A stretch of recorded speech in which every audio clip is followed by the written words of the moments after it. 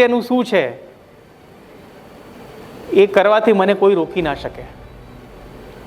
અને કરતાં પહેલાં હું બે જ વસ્તુ જોઉં છું, મને સારું લાગે છે, યસ, બીજા કોઈનું ખોટું થતું નથી, યસ, ડન, પતી ગયું. બીજું કશું વિચારવાની જરૂર નથી.